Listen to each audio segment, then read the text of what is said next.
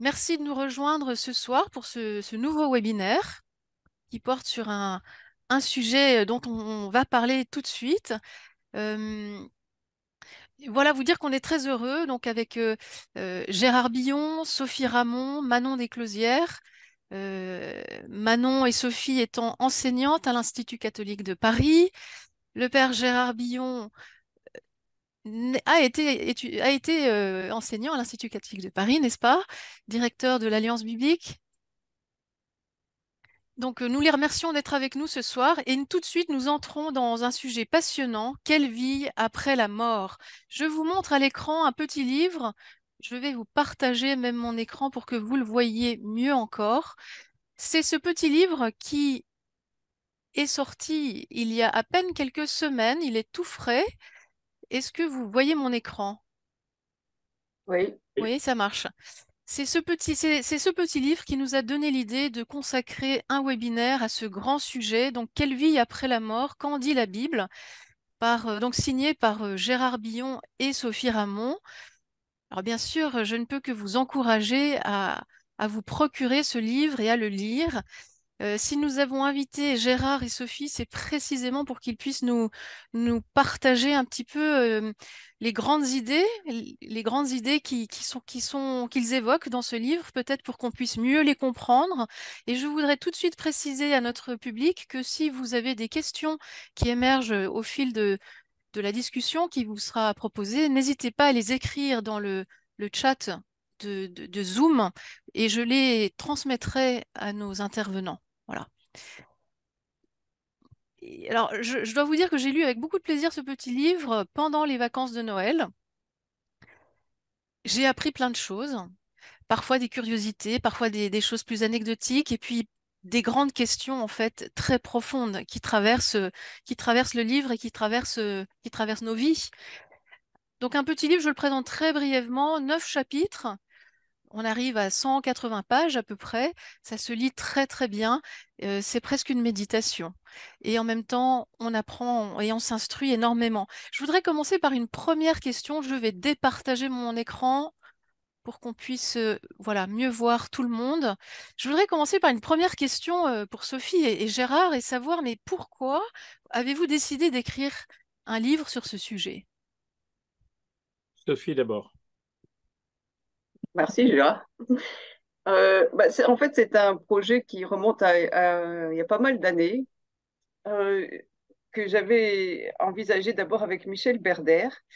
Donc, je ne sais plus très bien à quand ça remonte, mais ça remonte à quelques années, parce que le sujet nous semblait à revisiter dans le contexte actuel. Et la rencontre que nous avions eue avec l'éditeur à ce sujet nous a confirmé dans le fait que ce sujet méritait d'être repris.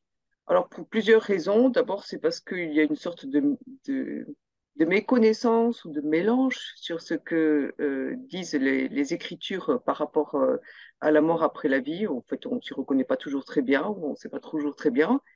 Et puis, il y a beaucoup de messages, Gérard, tu pourras dire plus que moi, mais il y a aussi beaucoup d'œuvres artistiques, y compris des films, qui font référence ou qui mettent en scène des rapports à la mort qui interrogent. Et au fond, la question aussi, c'est de savoir comment est-ce qu'on peut s'y reconnaître dans tout ce qui nous est proposé du rapport à la mort, euh, avec l'aide des Écritures. Voilà. Et alors, pour finir mon histoire, entre-temps, Michel Berder est décédé et Gérard a accepté de reprendre le projet avec moi et donc nous avons mené ensemble ce projet. Hmm. Gérard, tu veux rajouter quelque chose? Oh ben, si moi-même j'ai accepté ton invitation, c'est aussi parce que étant prêtre et désormais curé de paroisse, ben, nous célébrons un certain nombre de funérailles, de sépultures, et que donc la question de la vie après la mort se pose tout le temps, que ce soit pour des gens qui sont dans l'Église ou bien qui sont plus ou moins loin de l'Église. Et l'intérêt de notre travail, me semble-t-il, c'est pas une réflexion sur la mort. Il y en a de très beaux, hein. Bernard Sesboué a écrit un beau petit livre sur le sujet, mais nous, notre objectif était plus modeste, c'est de donner aux lecteurs et aux lectrices et à ceux et celles qui accompagnent ces familles en deuil, eh bien, les ancrages, les points d'appui bibliques. Voilà. Et d'où notre plan qui part très classiquement de l'Ancien Testament pour aller au Nouveau Testament. Voilà. Merci beaucoup pour ces précisions. Vous nous donnez déjà envie de plonger dans le livre. Manon, une petite question pour vous aussi. Alors Manon, je vous présente peut-être un tout petit peu parce que c'est vrai que Sophie et Gérard, nous les connaissons bien dans le webinaire, puisqu'ils, voilà, biblistes, nous Les les connaissons habitués. très bien, les habitués. Manon, vous êtes un peu notre invitée, mais vous êtes également enseignante à l'Institut catholique de Paris et vous êtes théologienne. Et je crois que vous donnez cette année justement un cours sur ces sujets-là, ces questions-là. Qu'est-ce qui se passe après la mort? Et est-ce que pour vous, ce sujet, donc le sujet de ce livre, est pertinent aujourd'hui? Est-ce que c'est une question qu'on se pose? Bah, écoutez, je crois que effectivement le sujet est pertinent. Ce qu'on peut dire, peut-être pour commencer, c'est que le rapport avec la mort, il est devenu beaucoup plus complexe dans notre société, à peu près depuis le milieu du XXe siècle, qu'il n'a été pendant des millénaires, en fait. Et pourquoi? Parce que probablement le progrès des sciences, des techniques, etc., a fait qu'on a changé de rapport avec la mort. C'est-à-dire qu'autrefois, la mort faisait partie de la vie, le défunt se préparait, il avait mis ses affaires en ordre, la famille l'assistait pour les derniers instants. Et le pire était probablement la mort non prévue. Et aujourd'hui, la mort, elle est vécue comme un échec. La mort, elle est ramenée à des causes. Quand on nous annonce une mort, pratiquement 90% des cas, question qui surgit immédiatement, c'est de quoi est-il mort? Donc, la mort est ramenée à des causes. Et donc, il faut une mort discrète. La bonne mort, elle doit être rapide, elle doit être discrète, elle doit être peut-être inconsciente. Et en même temps, dans cette société-là, la mort, elle est exposée partout. Sophie, je crois, l'a dit, dans les films, les séries, la littérature. Il est question de zombies, il est question de vampires, il est question de jeux dans lesquels on se tue, etc. Il faut tuer pour survivre. Donc, en fait, c'est un rapport assez ambigu qu'on a avec la mort aujourd'hui, une espèce de fascination quand la mort est loin et quelque chose qui ressort de l'ordre du tabou quand elle est près. On parle du départ de quelqu'un, on hésite à emmener les enfants aux funérailles, etc. Donc on a une grande angoisse qui est prégnante dans la société vis-à-vis de la mort. Et il y a un sondage qui a été fait en septembre 23 qui nous dit que 8 personnes sur 10 craignent la mort. Donc cette peur de la mort, elle porte forcément en filigrane la peur de l'au-delà. Donc voilà. Et il y a un deuxième indice de ce sondage qui est vraiment signifiant, je trouve, c'est que on assiste à la forte progression d'une croyance à la réincarnation, y compris chez les chrétiens. Donc voilà, je pense que le sujet d'une vie après la mort, c'est un sujet qui est attaché à l'homme depuis toujours. Et aujourd'hui, oui, c'est pertinent de traiter de ces sujets et d'en parler et de les étudier. Il se pourrait que le texte biblique ait encore des choses à nous dire justement Voilà. sur ces questions-là, sur la manière d'appréhender ce mystère. Merci beaucoup, Manon. Moi, je vous propose de consacrer la première partie du webinaire à l'Ancien Testament avec Sophie Ramon, de revenir sur certaines clés de lecture, sur certains grands textes qui permettent de comprendre cette pluralité dont vous parliez, puisqu'il n'y a apparemment pas qu'une seule manière d'envisager la mort ou la vie après la mort, déjà dans l'Ancien Testament. En vous lisant, Sophie, en te lisant, on se tutoie en fait, je prends conscience, enfin, du moins j'ai eu l'impression que tu as beaucoup insisté sur cette lente mise en place de la croyance en la vie après la mort, un long processus dans le temps qui est jalonné par des étapes et que les textes reflètent, mais sans qu'il y ait encore de certitude toujours très claire, très définie sur ce qui se passe après la mort. Et donc j'ai un peu une première question, mais donc on n'a pas toujours cru en la résurrection.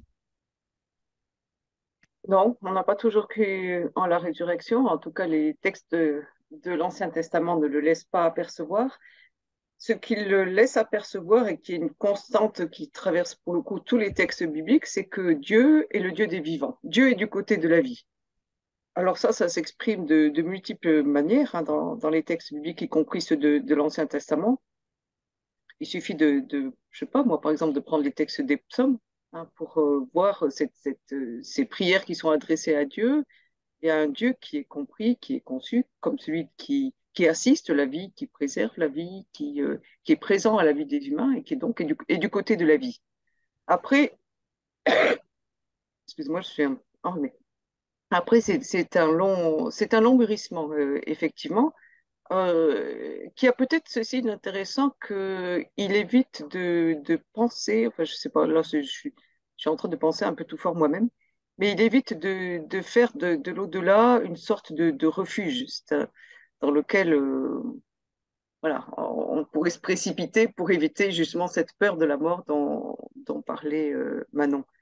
Euh, et du coup, on voit se profiler au travers des textes de l'Ancien Testament, voilà, comment les choses ont évolué progressivement, ce qui d'ailleurs signifie la nécessité de lire les textes quelque peu dans leur contexte historique, quand en tout cas on peut le faire, ce qui est pas toujours facile hein, pour les textes de l'Ancien Testament. Oui, et une chose que j'ai notée en vous lisant, c'est que, enfin, en te lisant, c'est qu'on comprend qu'une manière de parler de la mort dans l'Ancien Testament, c'est notamment de passer par la catégorie de Sheol. Est-ce que tu peux nous en dire un peu plus? Qu'est-ce que ça veut dire que les anciens croyaient au Sheol? Qu'est-ce qu'ils comprenaient par là?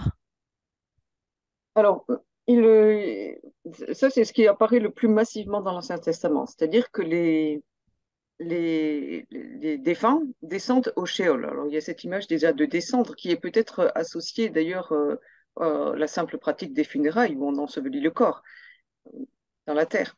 Donc, ils descendent au Sheol. Alors, le Sheol, c'est quoi? Déjà, quand on dit Sheol, on translitère le mot. Enfin, on dit le mot sans le traduire, en quelque sorte. Mais le Sheol, c'est quoi? On ne sait pas l'étymologie. On ne sait pas très bien d'où ça vient, en fait, cette expression Sheol.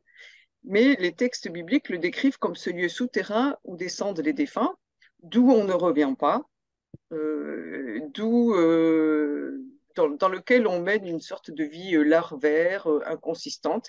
Il n'y a pas de sentiments, on loue pas Dieu. On voit par exemple des psaumes qui demandent à Dieu, bah, ne me laisse pas descendre au shéol, parce que sinon, bah, je ne pourrais plus te louer. Enfin, c'est dit mieux que ce que je suis en train de dire là, je le dis de manière un peu lapidaire, mais l'idée est là. Donc c'est ce lieu dans lequel descendent les défunts, duquel on ne revient pas, où il n'y a pas de sentiments, il n'y a pas d'émotions, etc. Donc on y mène une vie larvaire inconsistante. Et en même temps, ça dit quelque chose de cette résistance à penser que tout ce que l'on a été, ce que l'on a construit, ce que l'on est, puisse s'achever avec la mort. C'est ça qui est extrêmement paradoxal, en fait.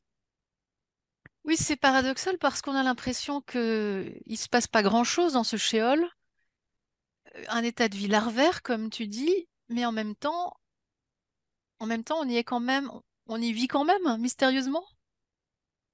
Oui. Mhm. Enfin, on y vit, c'est beaucoup dire, mais on y est, on y est. Après, c'est lié. Gérard, tu allais dire quelque chose, vas-y. Non, si je voulais dire quelque chose, c'est que euh, tu as dit quelque chose que je trouve très juste. Tu as réagi, on y vit, tu dis, on y vit, on y est, voilà, c'est ça. Et en fait, les textes de l'Ancien Testament nous laissent peu de prise pour imaginer ce qui se passe dans le Sheol. Ça va plutôt être alors des textes plus près du christianisme, hein, du deuxième, troisième siècle, premier siècle avant Jésus-Christ, qui vont imaginer que dans ce lieu-là, qu'il n'appelle plus Sheol d'ailleurs, la traduction liturgique nous parle du royaume des morts. Autrefois, on disait l'Hadès, Hadès, hein, donc le lieu des enfers. Il ne faut pas confondre avec l'enfer. Hein. Ce sont les enfers dans la mythologie grecque. Que ce lieu-là, ce royaume des morts, eh ben, finalement, il y avait déjà des catégories, c'est-à-dire que les gens qui avaient été justes et bons dans leur vie terrestre étaient déjà, je veux dire, ils vivaient dans un lieu qui était quand même heureux. alors que les autres qui avaient fait des méfaits sur cette terre, eh bien, ils étaient plutôt dans des lieux malheureux, des lieux de tourment. Alors ça va donner prise ensuite à l'imaginaire juif et chrétien. Voilà, mais on y est dans le Sheol. Et puis moi, ce que j'admire, c'est que, eh ben, on y est. C'est pas possible que Dieu nous laisse là-dedans. Voilà. Puis on a une petite question là d'un auditeur. Donc le shéol est employé seulement dans l'Ancien Testament. Oui, Oui, tout à c'est fait. la représentation que l'on voit apparaître dans les textes de l'Ancien Testament pour dire ce qui se passe après la mort. Donc le fait qu'on va au Sheol. euh, et voilà, d'où certains psaumes, par exemple, là, ne me laisse pas descendre au Sheol. Alors après les traductions varient évidemment, traduction de la BJ, de la Tob, ou la traduction liturgique, ne me laisse pas descendre Mhm. aux enfers, mais donc ne me laisse pas voilà, aller dans ce lieu où vont les défunts euh, après la mort. Mais alors entre cette croyance en ce shéol et la résurrection des morts à laquelle on va arriver, il y a quand même d'autres textes dans l'Ancien Testament qui, euh, qui manifestent une espérance, disons, plus grande. Je pense concrètement à Ézéchiel au chapitre 37, cette vision magnifique, enfin incroyable, difficile à imaginer, d'une vallée recouverte d'ossements humains desséchés qui vont se réunir, s'emboîter, se recouvrir de nerfs et de peau et retrouver la vie. Mais qu'est-ce que c'est que cette image de retrouver la vie après la mort dans le livre d'Ézéchiel, dans ce chapitre 37, Sophie? Alors, en fait, ce dont il s'agit dans ce chapitre, c'est une évocation de ce qui se passe sous la domination babylonienne. Donc, on est à un moment très précis de l'histoire ancienne d'Israël, au cours de laquelle donc, Israël est dominé par les Babyloniens. Il y a disons que comme c'est une expérience qui est un peu durable, c'est une expérience qui est une crise majeure dans l'histoire d'Israël, parce qu'au fond, toutes les promesses de Dieu sont perdues, la terre, le roi, le temple, et on fait l'expérience justement de ne plus être sur sa propre terre, en tout cas pour une partie de la population, ou d'être sur une terre qui est sous domination étrangère. Et donc, ce qui est annoncé dans ce texte-là, ce que le prophète met en scène dans ce texte-là, avec cet imaginaire assez, enfin, oui, c'est ça, assez curieux, des ossements qui se rassemblent, qui reçoivent le souffle de Dieu, qui reprennent vie. Ce qui est annoncé, ce qui est dit, ce que le prophète vise, c'est de ranimer l'espérance du peuple qu'un jour il sera restauré et que donc il ne va pas rester dans cette situation de crise et de désespoir. Ça, c'est le texte dans sa situation d'origine, si je veux dire. Enfin, c'est pourquoi il a été écrit. Ensuite, ce texte-là a été repris et relu. Alors, ça peut paraître étonnant, mais en fait, ce phénomène de relecture, il est constant, il est constamment présent dans l'Ancien Testament et aussi de l'Ancien au Nouveau Testament. On reprend des traditions et des textes anciens, on les relie au gré des circonstances. Et là, il est repris en fait dans les traditions juives et chrétiennes, mais dans des textes qui ne sont pas forcément des textes bibliques. Par exemple, il y a un fragment de Qumran dans lequel on trouve une relecture de ce texte d'Ézéchiel qui donc relie le texte pour en faire une annonce de la résurrection, de la résurrection des corps attendue à la fin des jours. Donc là, c'est une réécriture eschatologique, si on peut dire les choses comme ça. Hein. Et puis, ça, c'est la tradition juive. Et puis, il y aura aussi donc une tradition chrétienne. La tradition chrétienne va aussi interpréter ce texte dans le sens d'une annonce de la résurrection individuelle. Mais on est dans un phénomène de reprise, de réécriture, de tradition. Et c'est pour ça que je parlais tout à l'heure aussi de l'emmûrissement. On reprend des traditions anciennes, on les comprend différemment et ainsi a mûri la foi progressivement la foi en la résurrection. Donc un texte comme Ézéchiel 37 pardon Gérard, peut donc être interprété de manière assez différente finalement selon le contexte, l'époque, selon les lecteurs du texte. Bah, il faut déjà lire le texte, quand même, il faut comprendre le texte enfin, dans son contexte historique de production et selon la visée qui est la sienne. Hein. Et après, être conscient qu'on est dans des relectures et des réinterprétations. Mais Gérard voulait dire Gérard. quelque chose. Oui, je disais justement par les réinterprétations, on a dans l'évangile de Matthieu on a un passage assez étrange qui est au moment de la mort de Jésus. Matthieu nous raconte qu'il y a une sorte de tremblement de terre et que les tombeaux s'ouvrent et que les justes défunts ressuscitent, mais qui restent dehors jusqu'après la résurrection. C'est assez étrange. Mais voilà un exemple même. Matthieu réutilise à sa manière, parce qu'on a là une allusion directe au texte d'Ézéchiel 37. On ne la voit pas immédiatement, c'est simplement l'étude du vocabulaire, de l'imaginaire qui veut dire, ben, voilà, Matthieu est persuadé que la mort de Jésus, la croix, c'est ça qui va faire manifester, qui va manifester, qui va permettre la résurrection et la vie de tous ceux et celles eh bien, qui ont été atteints par la mort. Voilà. La résurrection, ça. Il n'y a que Matthieu qui raconte ça. Hein. Voilà. Pour ceux qui nous écoutent, je précise simplement, si vous avez des questions, n'hésitez pas à les écrire dans le chat parce que je vois que certains, vous levez la main, mais je ne peux pas savoir ce que vous voulez nous dire. Voilà, vous avez la possibilité d'appuyer sur les petites mains levées, mais en réalité, ça ne me permet pas de... Donc, n'hésitez pas à écrire vos questions directement dans la discussion. Et alors, j'ai encore une petite question là pour Sophie, parce que quand même, alors, mais quels sont alors les premiers textes, les plus anciens textes qui parlent vraiment de la résurrection des morts, des corps? Alors, c'est difficile. C'est difficile. Il y a deux choses qu'on pourrait dire. On aurait pu faire référence, mais je pense que c'est pas là ta question, mais on aurait pu faire référence au livre de Job dans ses différentes versions. Parce que c'est intéressant de voir le chapitre 19 du livre de Job dans ce que dit le texte en hébreu, ce qu'il dit en grec et ce qu'il dit en latin quand Jérôme traduit le texte. Et là, pareil, on est dans une reprise et une réinterprétation du texte qui en fait une annonce chrétienne, hein, de la résurrection. Mais sinon, c'est dans des textes qui sont relativement tardifs. Alors, on a quelque chose dans le livre de Daniel, qu'en général, on date de 164 avant notre ère pour faire très, très rapidement. Et puis, dans le deuxième livre des Maccabées, qui est donc un livre qui date de la fin du deuxième siècle, euh, enfin, oui, c'est ça, fin du deuxième siècle avant notre ère, si je ne me trompe pas, c'est ça, Oui. ouais. Et j'ai eu un doute tout à coup.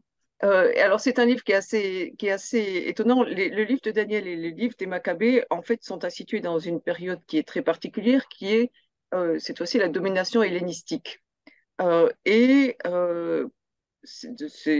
passe un peu les détails, mais dans l'évocation qu'ils font de cette période, il y a un tyran qui s'appelle Antiochus IV Épiphane, qui dans les textes bibliques est décrit vraiment comme un tyran, ce qu'il était peut-être moins dans la réalité, mais ça c'est un autre sujet, qui est décrit comme un tyran, et c'est quelqu'un qui persécute donc la communauté d'Israël et qui tente de faire apostasier, en tout cas c'est comme ça que le dit le livre de Daniel ou que le disent les livres des Maccabées, qui tente de faire apostasier les Juifs pour les faire adhérer, si on peut dire les choses comme ça, aux coutumes grecques. Et donc, il y a une résistance du côté de certains, en tout cas, de la communauté juive, qui résiste à l'hellénisation par fidélité à leur foi et à la tradition de leur père. Et les textes nous disent qu'ils sont mis à mort. Et dans le deuxième livre des Maccabées, alors où il y a un chapitre 7, un chapitre qui est absolument abominable, où on nous raconte le martyre de 7 frères et de leur mère, euh, où il était évoqué plusieurs fois dans la bouche de 3 frères et puis dans la bouche aussi de la mère, le fait que Dieu peut recréer ce que le tyran a mutilé. Donc Dieu, qui est le créateur, peut recréer ce qui est mis à mal ou ce qui est mis à mort, ce qui est abîmé par le tyran. Et ça, alors, ça me permet d'ailleurs de faire une petite incise, parce on a le lien entre le Dieu créateur et le Dieu recréateur. Celui qui donne la vie, celui qui crée les choses, c'est aussi celui qui ressuscite. Et ma petite incise, c'est quand même de faire remarquer que c'est ce que nous fait faire aussi la vigile pascale. Hein, parce que étonnamment, la vigile pascale, on ne commence pas avec la résurrection, on commence avec un texte de la Genèse sur la création. Hein, et donc, voilà, on est dans cette mémoire, hein, que le Dieu créateur, le Dieu s'est manifesté plusieurs fois dans l'histoire d'Israël, c'est le Dieu qui ressuscite. Donc, il y a une espèce de continuité qui est rappelée, qui est liturgiquement, voilà, que nous fait faire vivre liturgiquement la vigile pascale. Ça va, Merci Sophie pour ce tour d'horizon à travers l'Ancien Testament. Du coup, on va passer au Nouveau, mais Sophie pourra continuer à intervenir, bien sûr, avec Gérard. Gérard, donc vous, toujours dans votre livre, quand vous commencez donc à nous parler de la résurrection, de la foi chrétienne, vous nous expliquez dans quel contexte juif elle prend forme au tournant de notre ère. Et j'avais envie de commencer en te demandant le sens de quelques mots centraux qui sont parfois difficiles à comprendre et qui Mm. constituent pourtant le cœur de la foi chrétienne, des grands mots en quelque sorte. J'ai relevé le mot eschatologie, même le mot résurrection. Croire en la résurrection, finalement, qu'est-ce que ça veut dire? Et qu'est-ce que c'est qu'un contexte eschatologique? Alors, l'eschatologie, c'est le discours sur la fin des temps. Dans eschatologie, il y a le mot eschaton qui veut dire la fin. Donc, ça, c'est donc l'ensemble, c'est à la fois un imaginaire des poèmes, mais également des discours qui essayent de dire, ben voilà, à la fin des temps, ce qu'il est supposé d'ailleurs que dans la théologie juive reprise par la tradition chrétienne, le monde n'est pas infini. Il est venu du néant une fois, hein, le chaos, et il va vers sa fin. Voilà. Donc l'eschatologie, c'est tout ça. Donc nous vivons sur un horizon eschatologique, ce monde aura une fin. Ça, c'est une première chose. Le deuxième mot, c'est le mot Rien que la résurrection, finalement, la résurrection. qu'est-ce que Alors, le ça veut mot dire? résurrection, dans l'Ancien Testament, vient je veux dire, il y a plusieurs imaginaires qui coexistent, peut-être parce que ce n'est pas une réalité si facile que ça à cerner. Il y a, on a l'image du sommeil, c'est-à-dire qu'on est endormi dans la mort et à un moment donné, on est réveillé. Voilà, ça c'est une première image. Une deuxième image, et on voit bien que les deux s'entrechoquent, enfin harmonieusement d'ailleurs, on était couché et on est relevé. Ce sont les deux grandes images pour la résurrection, c'est-à-dire que l'on passe d'un état de mort à un état de vie. Mais il se trouve que la vie n'est pas forcément la vie que l'on avait avant. J'allais dire, c'est une autre vie à l'intérieur de la vie. Alors, pour prendre un tout petit exemple, lorsque Jésus, dans les évangiles, vous savez bien qu'il ressuscite, il rend la vie à trois personnes. On a tout d'abord la fille de Jaïr, la petite fille d'un chef juif. On a ensuite le fils d'une veuve à Naïn, ça c'est raconté dans l'évangile de Luc. Et puis on a Lazare, son ami, donc il fait sortir du tombeau. J'allais dire Lazare, la petite fille de Jaïr, et puis le jeune homme de Naïm, eh bien, ils reviennent à la vie, à notre vie à nous, mais ils vont de nouveau remourir, ils ne vivent pas éternellement. Maintenant, ils vivent éternellement, nous les rejoindrons, mais ils vivent éternellement parce que Jésus lui-même est ressuscité des morts et que sa vie actuelle de ressuscité n'est pas une vie physique exactement comme la nôtre, puisque je vous vois, Emmanuel, et que nous nous voyons tous et que nous nous entendons, mais c'est une vie, j'allais dire, invisible et réel et profondément réel, puisque Jésus vivant accompagne son Église et sans doute nous accompagne chacun de nous personnellement. Mais alors Gérard, et là je rebondis sur la question d'un auditeur, peut-être c'est Manon qui répondra à cette question, parce que finalement, l'homme qui vit éternellement, donc celui qui est ressuscité, avec quel corps Alors, ressuscite-t-il c'est et une excellente vit-il? question et Saint Paul la pose directement dans la première lettre aux Corinthiens au chapitre 15 et il a une formule que moi j'aime bien. Il dit, ben voilà, nous ressusciterons tous, les morts d'abord, c'est-à-dire que ceux et celles qui sont dans la terre, là, qui ont été enterrés, vont ressusciter, donc vont sortir de terre. On a beaucoup d'images hein, au Moyen-Âge dans lesquelles on voit des cadavres sortir et ils vont revivre eux d'abord et nous ensuite, mais tous, eux, comme nous serons transformés. Et pour moi, cette transformation, c'est une espèce de, comment dire, c'est une transformation qui nous rend conformes au Christ ressuscité, dont nous ne savons pas comment il était, puisque vous savez bien que dans les récits d'apparition de ressuscité dans les évangiles, on ne reconnaît jamais Jésus de prime abord. Il faut que ce soit lui qui se fasse reconnaître. Mais ce que nous savons, c'est que dans son corps de ressuscité, il garde les traces de la mort et de la souffrance. Ce sont les plaies qu'il montre à ses apôtres d'après le chapitre 20 de l'évangile de Jean. Voilà. Et Manon, tu veux compléter, dire quelque chose là-dessus, cette question Non, du je crois corps? que c'est vraiment ça l'idée. Évidemment, on ne ressuscitera pas avec nos corps tels qu'on les connaît, qui sont soumis à la finitude, tout simplement. Et on verra peut-être tout à l'heure pourquoi, enfin, comment on peut le penser. Euh, il faut peut-être penser à la distinction entre le corps et la chair, c'est-à-dire c'est l'ensemble de la personne avec les relations principalement qu'elle a qui sera là, qui revivra. Donc, c'est le, voilà, il ne faut pas trop chosifier, en fait, l'idée du corps, je C'est pense. pas que la dimension matérielle, mais aussi relationnelle qui aura été C'est bien Oui, tissée sûr. alors pendant la vie. voilà, c'est ça. Je pense que vous venez de dire quelque chose d'important. Euh, le corps, c'est ce qui nous permet d'être en relation, c'est ce qui Mm. nous permet de communiquer, c'est ce qui nous permet d'échanger, d'aimer, de souffrir, etc. C'est ce corps-là qui vit.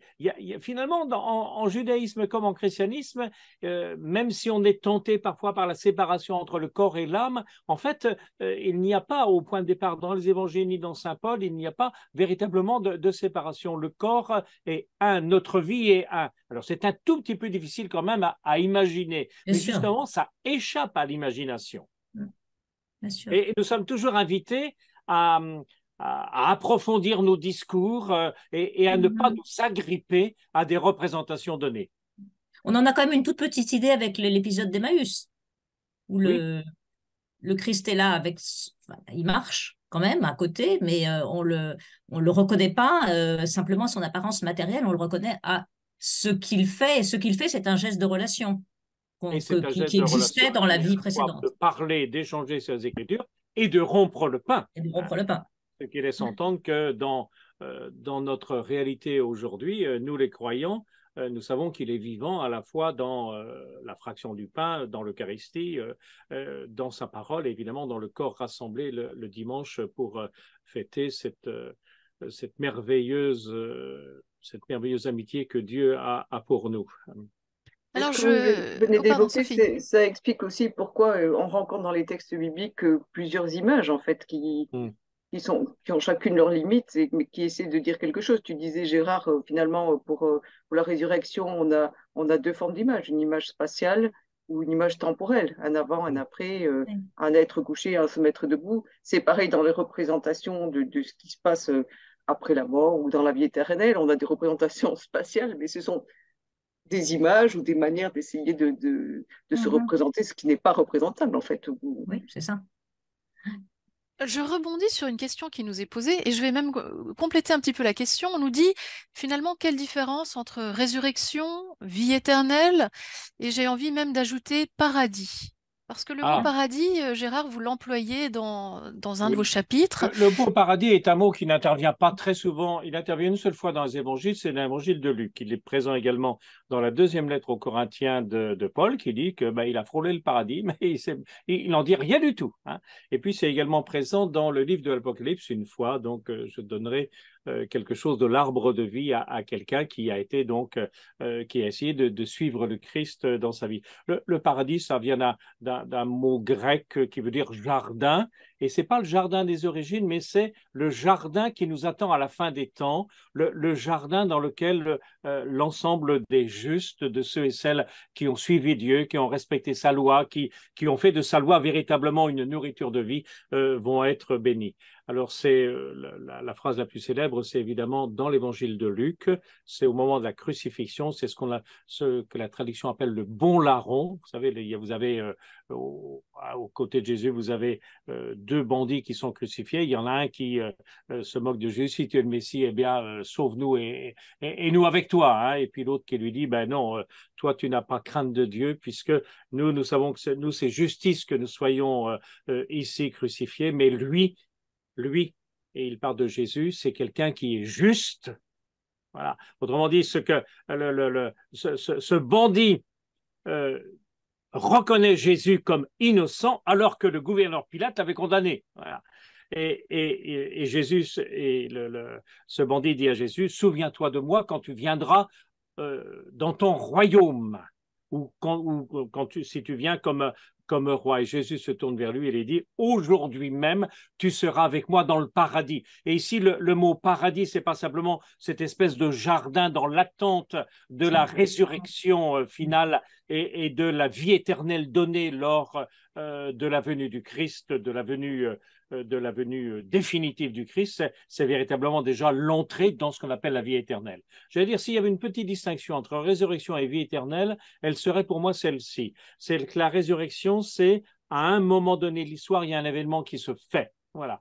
Et ça peut être pour Jésus de Nazareth, c'est donc dans la nuit de Pâques, ça c'est absolument capital. Il y a là un événement, il y a un avant et un après, dimension temporelle évoquée tout à l'heure par Sophie, alors que la vie éternelle, c'est que justement, il n'y a ni début ni fin.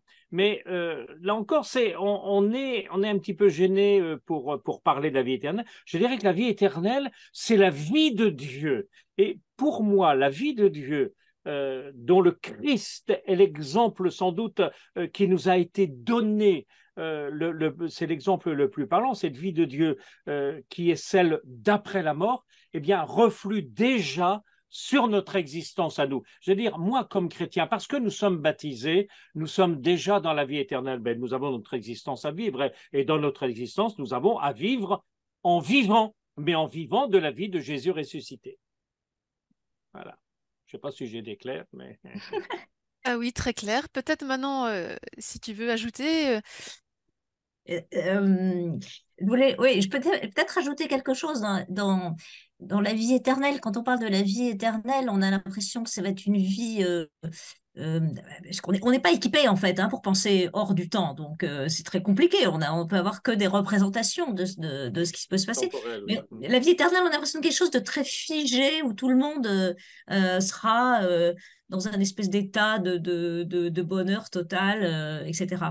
Et ça fait dire à certains, mais qu'est-ce qu'on va faire? Comment ça va se passer? On va s'ennuyer. Enfin, forcément, on intègre nos catégories de temps. Et il y a un article très intéressant de Jean-Baptiste Lecuy qui voit dans la vie éternelle quelque chose qui reste dynamique.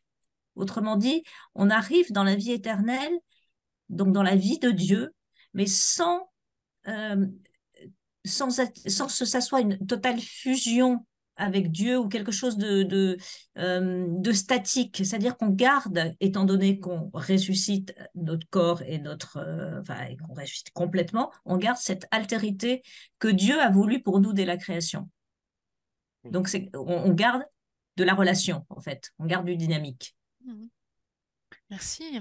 Je vois qu'il y a une question d'un auditeur sur j'attends la résurrection des morts et la vie du monde à venir, qui est finalement un article du Credo. Ben oui, quand on dit j'attends la résurrection des morts et la vie du monde à venir, ça veut dire j'attends la fin des temps et j'attends la venue du Christ à la fin des temps, le Christ ressuscité qui reviendra et qui nous prendra avec lui. Mais nous sommes déjà avec lui par le baptême. Donc ce avec lui à la fin des temps est déjà présent. C'est pourquoi il m'arrive de dire, et je dis assez souvent, que notre vie chrétienne est sur un horizon eschatologique.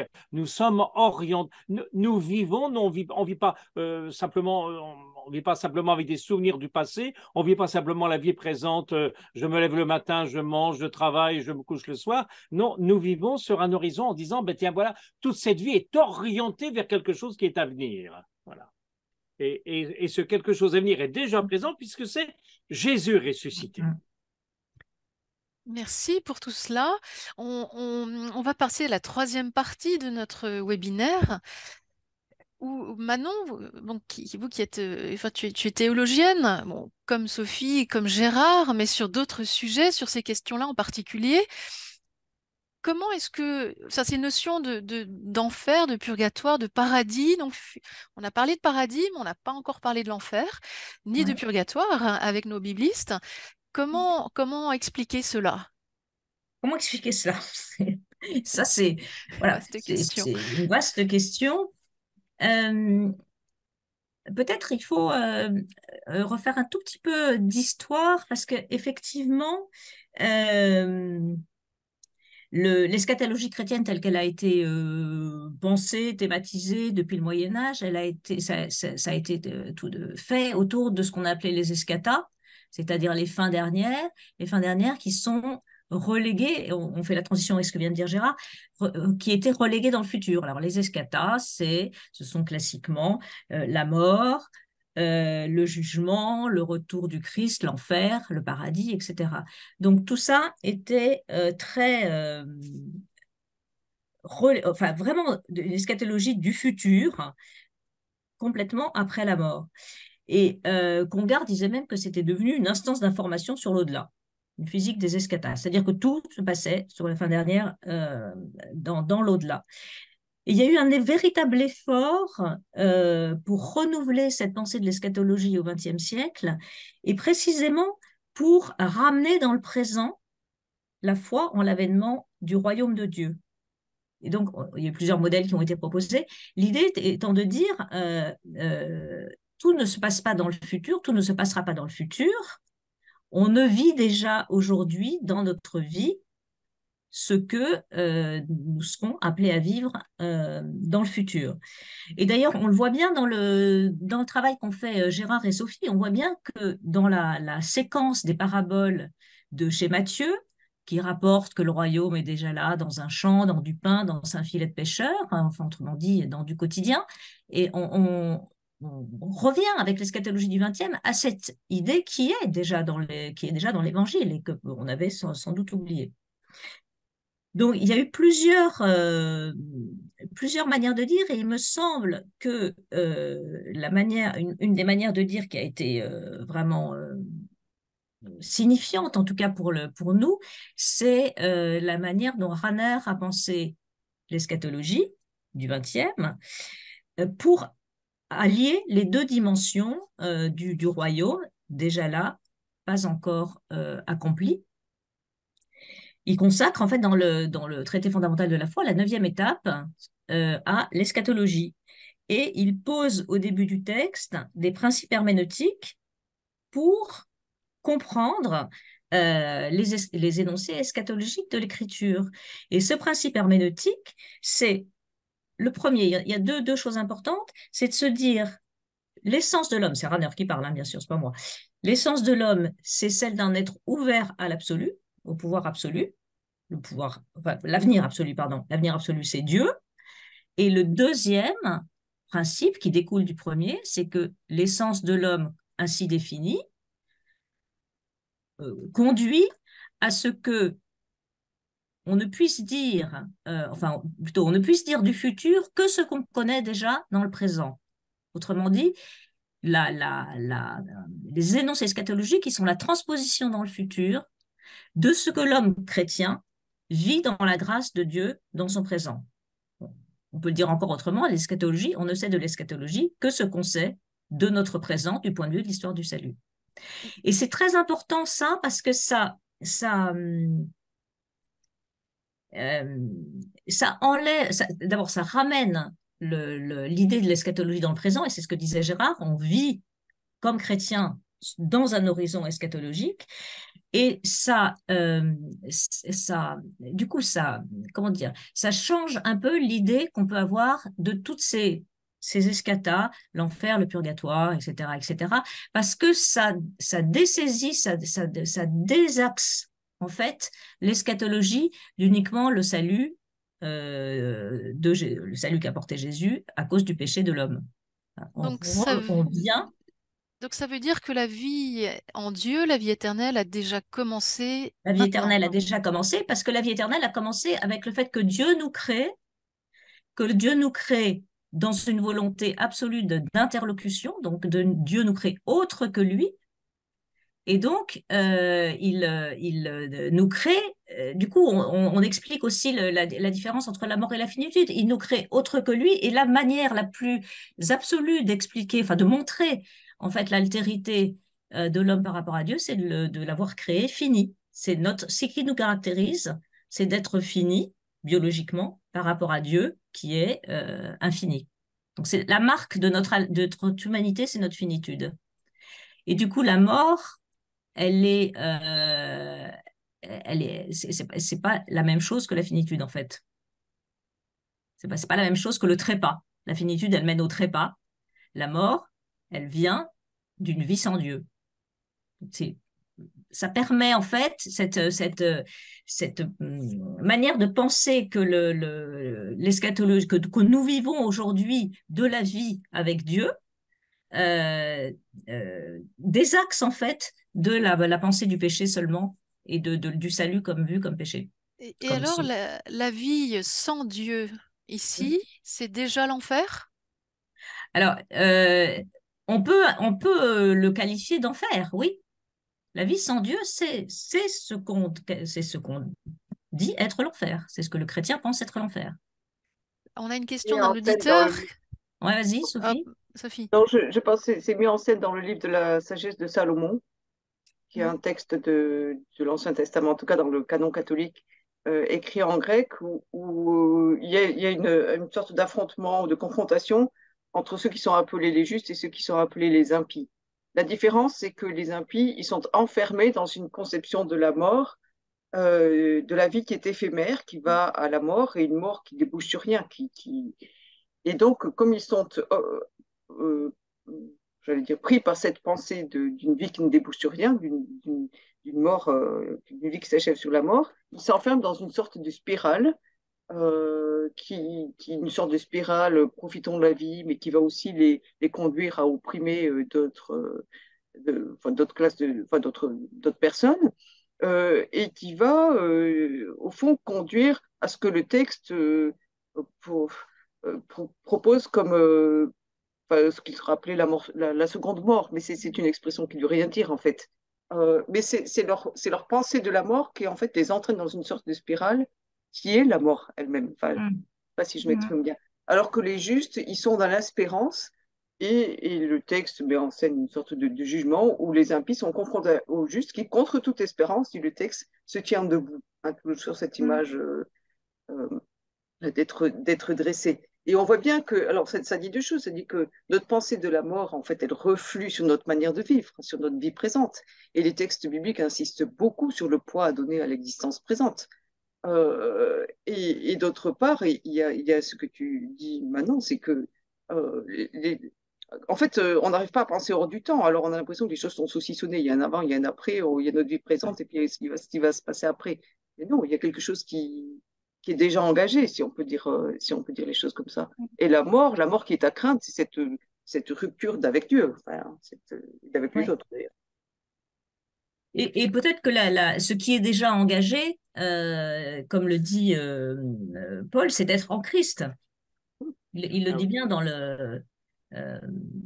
la lettre aux Thessaloniciens. Ceux qui sont morts en Christ ressusciteront les premiers, c'est de ce dont parlait Gérard tout à l'heure, et nous les vivants qui sommes du Christ d'une certaine manière, nous rencontrerons le Christ d'ailleurs dans les, je sais pas quoi, au milieu du ciel Oui, et on de ne la sait pas très terre. bien où, oui. On ne sait pas très bien où. Euh, mais et la vie éternelle, elle est peut-être aussi formulée peut-être comme ça. C'est le fait d'être en Christ qui perdure. Hmm. Alors du coup, c'est une question qui nous est posée. L'enfer est-il une réalité ou une possibilité? On comprend avec ce que vous nous dites ici Mm. que vivre dans l'impiété, finalement, c'est déjà être séparé de Dieu et déjà commencer en quelque sorte, euh, c'est cette après-vie loin de Dieu. Ouais, c'est plutôt l'enfer, c'est plutôt un état, en fait, je dirais moi. C'est un, c'est un, oui, une manière de vivre sans l'espérance que l'amour de Dieu est ce qui nous constitue, en fait. Un état de refus, on pourrait dire. L'état de De- refus, oui. Après, Donc on, Qui fait pas forcément souffrir, hein, qui fait pas forcément souffrir, mais qui éloigne de la vérité. C'est comme si Dieu donne la vie, Dieu donne la vie. Si on s'éloigne de Dieu, enfin, bien sûr, on est en christianisme. Si on s'éloigne de Dieu, on s'éloigne de la source de vie, donc on meurt. Je vous ai Comme tu dis, c'est un état. Après, comme on a du mal à se le représenter, souvent on a des images spatiales, mais c'est pas un lieu où C'est pas un lieu où on souffre Mm. forcément les 1000 morts et où on est brûlé par la plante des pieds, évidemment. C'est ça. Ouais. Mais il y a quelque chose de la dimension de la vie sans Dieu qui fait que la vie se réduit à des choses plus, enfin voilà, et plus réduites.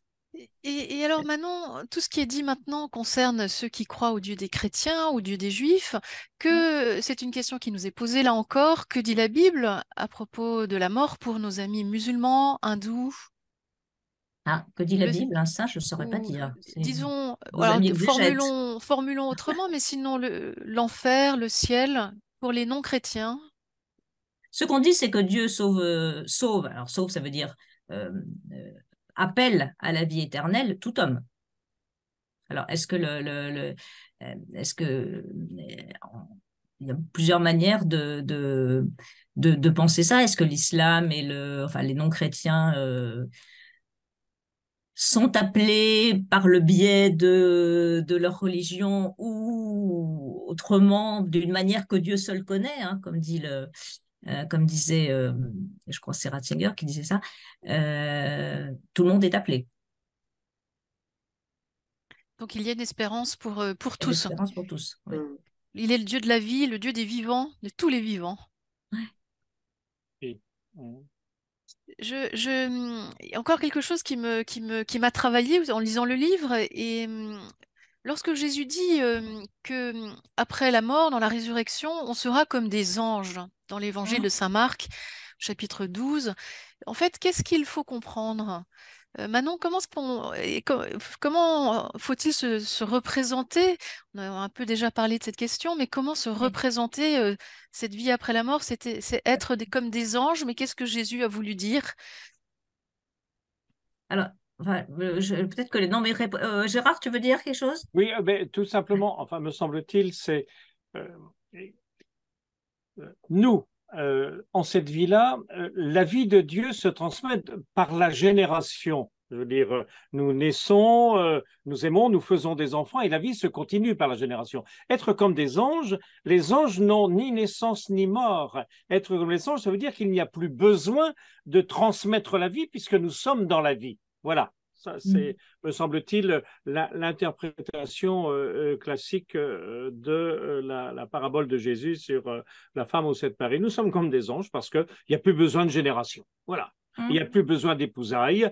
Nous sommes des vivants et des vivants en Dieu. Comme les Et du coup, anges. oui, mais du coup, qu'est-ce que ça signifie dans la qualité de la vie d'être comme des anges? Ça veut dire je reviens à ce que je disais tout à l'heure, on sera autre quand même que Dieu. Oui, alors, On est, et du coup, on est à la fois en Christ, puisque c'est cet état-là qui perdure si on en croit Paul, et en même temps, on est dans l'ordre de la connaissance, comme nous le dit Jean. La vie éternelle, c'est de te connaître, oui. toi.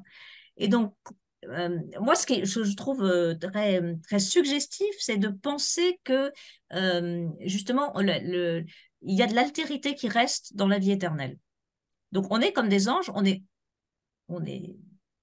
autre encore que Dieu, et donc il y a de l'interaction qui existe encore Hum, euh, et qui nous porte dans l'amour de Dieu, en fait. hum. Tout à fait. Et alors, quand Jésus dit on est comme des anges, ça ne veut pas dire qu'on est des anges. Ça veut pas dire qu'on est des anges. Hum. Voilà. Ça garde l'image de la relation aussi, être comme Oui, des anges. Les anges, alors, c'est pas- on se les représente là aussi, les représentations sont assez folkloriques quelquefois, Oui, mais être comme des anges, c'est être en relation, c'est être dans la louange, c'est oui, être dans et la louange, je suis oui, d'accord aussi. c'est dans Oui. la louange. Oui, tout à fait. Ouais. donc dans cette reconnaissance que Dieu est Dieu et qu'il est Hum. le Dieu des vivants, encore une fois. Et être avec lui quand même, enfin être Oui. euh, Mhm. indissolublement lié à lui, Mhm. mais pas lui. Non. Mm. Alors, il me vient encore une dernière question parce que la fin approche quand même. Bah, dans 5 minutes, on s'arrêtera. Mais quand même, Gérard, c'est une chose que vous dites aussi très clairement dans votre livre, c'est que alors c'est pas de vous, hein, mais c'est que la nouveauté absolue de l'Évangile, c'est d'affirmer que Jésus-Christ est ressuscité. Euh, Oui.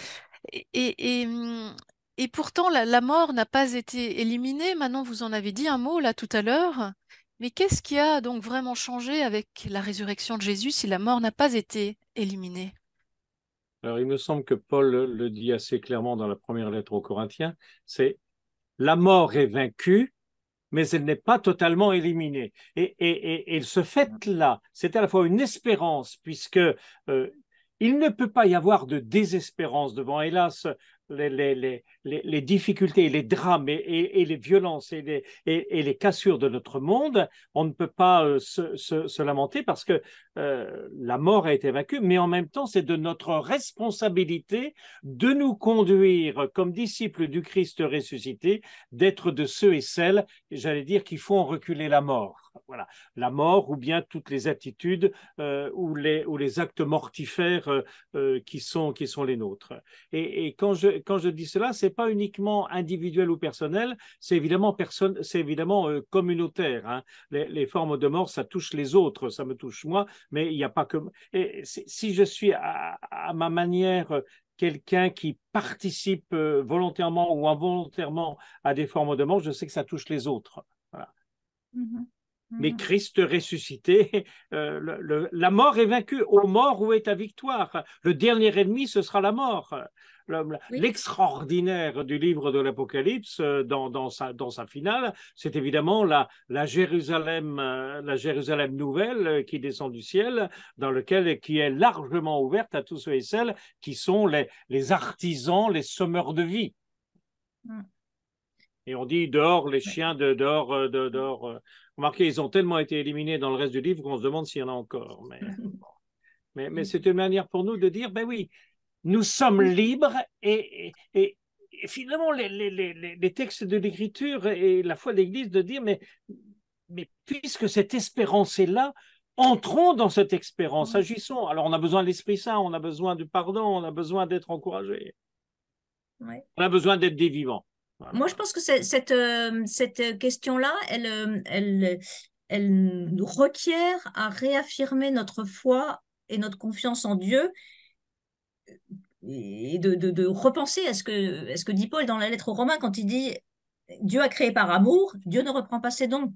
Donc Dieu nous a donné la vie, il ne la reprend pas. Mais en fait, on comprend, c'est à nous de comprendre ce que c'est que la vie, réellement. Et peut-être qu'on revient toujours à cette différence entre la mort et le trépas. Alors, tu peux dire ça. Mais pour la vie chrétienne, je veux dire, je ferai un petit ajout qui m'est suggéré par un de mes amis de l'Institut catholique de Paris. Vous avez, par contre, la première lettre aux Corinthiens, vous avez, nous aurons revêtu l'immortalité comme un survêtement. Hein. Nous aurons revêtu l'incorruptibilité. Or, ça, c'est pour après la mort, mais en fait, déjà par le baptême, nous avons en quelque sorte ce Vaincu la vêtement. mort. Oui. Voilà. Mm. Il y a une dernière question, je crois, qui taraude un de nos auditeurs, puisqu'il nous dit la chose suivante, et ce sera vraiment le tout dernier mot. Dieu nous a fait à son image. Je me demande si on verra Dieu au paradis. Est-ce que, en plus de Jésus, le Père aura-t-il une apparence? Sera-t-il visible lui aussi?